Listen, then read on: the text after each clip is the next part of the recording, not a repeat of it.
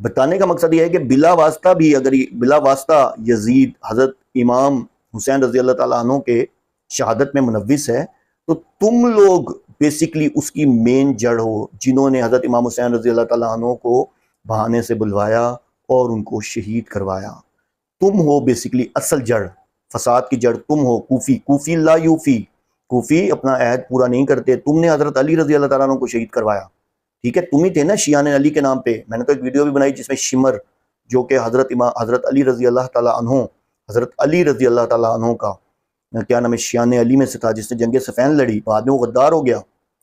اور وہی حضرت امام حسین رضی اللہ تعالیٰ عنہ کے مقابلے میں لڑنے کے لیے آیا۔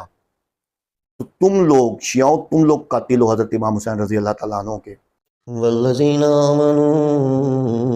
اشد حبا للہ۔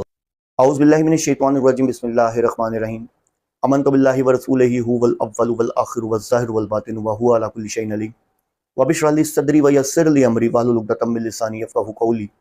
معزز ناظرین، بھائیوں بہنوں بزرگوں، السلام علیکم۔ جیسا کہ آپ جانتے ہیں کہ میں حسن اللہ یاری کے حوالے سے ویڈیوز ایکسپوز کر رہا ہوں، اس کا جھوٹ اور دجل جو ہے آپ تک پہنچا رہا ہوں۔ تو آج جو میں ویڈیو لے کے آیا ہوں وہ شیعوں کے لیے اسپیشل ہے کہ شیعوں حضرات، آپ لوگوں کو آج میں جو باتیں بتانے جا رہا ہوں، امید تو بڑی ہے کہ آپ کو بڑے جھٹکے لگیں گے اور انشاءاللہ عز و جل آپ اپنی جگہ سے ہلیں گے بھی صحیح، کیونکہ آج جو بات میں آپ کو کہنے جا رہا ہوں شاید آپ سے کبھی کسی نے نہیں کی ہوگی۔ وہ بات کیا ہے؟ وہ بات یہ ہے کہ آپ یزید کے حوالے سے بات کرتے ہیں کہ حضرت امام حسین رضی اللہ تعالیٰ عنہ کو یزید نے قتل کیا، شہید کیا، یا آپ کہتے ہیں اس نے قتل کروایا، ٹھیک ہے؟ پہلی بات تو آپ کے لیے یہ میں آپ کو کہہ رہا ہوں، آپ کو جھٹکا لگے گا، آپ ہلیں گے بار بار، کہ پہلی بات تو یزید کو آپ اپنا محسن مانیں۔ اس کی ریزن ہے کیونکہ اگر میں ایک بات کر رہا ہوں، اگر وہ انسان اہل بیت کی محبت میں جاگ جاتا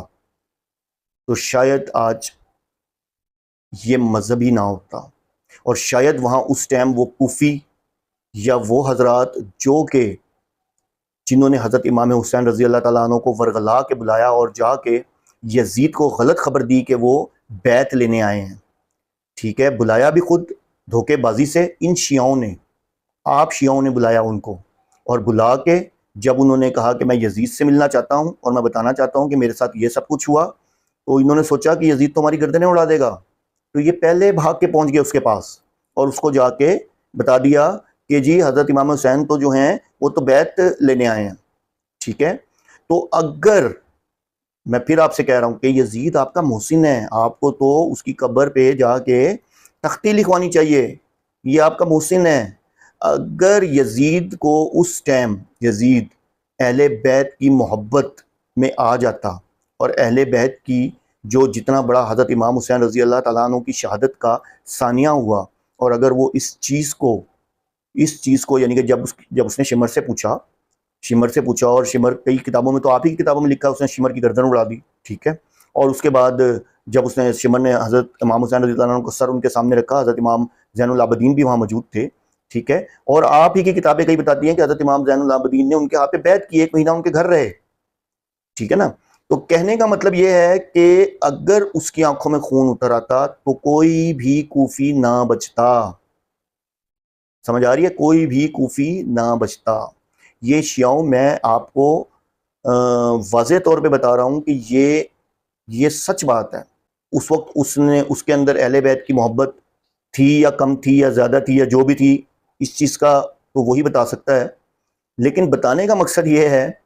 کہ اگر اس کے اندر اہل بیت کی محبت جاگ جاتی تو تم میں سے کوئی زندہ نہ ہوتا، اور آج یہ جو شیعہ مذہب